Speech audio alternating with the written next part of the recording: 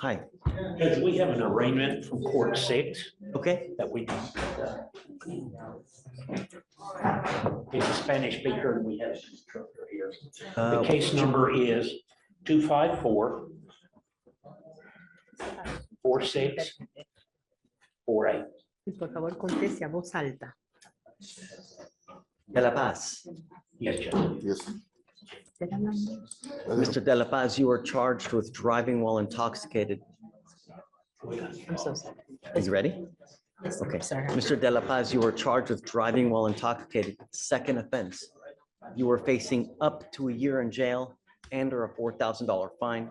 It's also alleged that you had a breath alcohol of a 0.15 or above. Sorry, the punto más Shh. 5. Quiet. We are going to do probable cause. You have the right to remain silent. Anything you say can or will be used against you. You have the right to have an attorney present. If you cannot afford one, one will be appointed to you. Yes, Judge. On December 23rd, 2024, the officer observed a stalled vehicle with the defendant behind the wheel asleep at an intersection. The defendant had his foot on the brake, and the vehicle was on and in drive. The officer observed 2 beer bottles in the center console, one half empty. Drinking And the- while driving. The officer observed a strong odor of an alcoholic beverage, watery eyes, slurred speech, and swaying. Standard field sobriety tests were conducted. HGN 4 out of 6, one leg stand 2 out of 4, walk and turn 5 out of 8.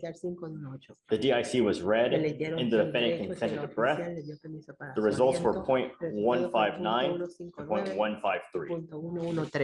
Mr. De La Paz, I'm going to find that there's probable cause to go forward with your case. I am now taking away your privilege to drive. You will be signing an affidavit with me today, promising me you're not going to drive. I don't give a rat's behind what your excuse is. If I find that you drive, I can have a contempt hearing. You can be facing an additional 6 months in jail and a $500 fine every time you get into a car and drive. Do you understand? I don't care if you school, groceries, work, kids. I don't care. You drive, you will stay with me, possibly for a very long time. I don't know what your immigration status is, but if you're not in this country with permission and you go to jail and immigration finds you, it's very possible they put an immigration detainer on you and you will be stuck like Chuck in custody until this case is over with, and then you will be shipped off to immigration. Do you understand? Yes, I understand.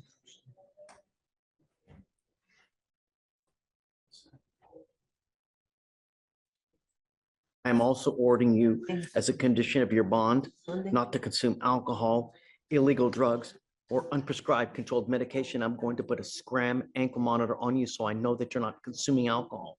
You consume alcohol, into jail you will go. No more PR bonds for you.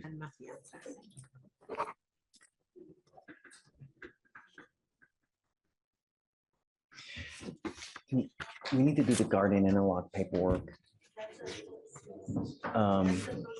Is there someone here from court 6? I don't know what their schedule is, but they're pretrial officers to be here. Is Shelby here? In today? Caitlin's covering. Caitlin? Okay. That's why I asked them if they had stuff. with So, the Owen. schedule. Judge, their pretrial officer came in and I saw her talking. Yes, I wrote down the conditions. I'm gonna create a document, send it over to 6 Qs, and then we can do everything. Mr. De La Paz, let me make something abundantly clear to you. I am now entering paperwork and I'm sending this guardian interlock paperwork to Austin, and I'm filing it with the Texas Department of Public Safety. Every single officer in the state will know that you were required and not allowed to drive a vehicle that doesn't have an interlock. If you were caught driving a vehicle, it doesn't have an interlock on it, and you were pulled over, an officer is going to put you in jail. If I find that you drive, and I don't care what your excuse is, in violation of this affidavit, there will be hell to pay. You understand? All right. Yes, sir. Okay, Owen. Your money. Hey, Judge, Go on it. I got several cases.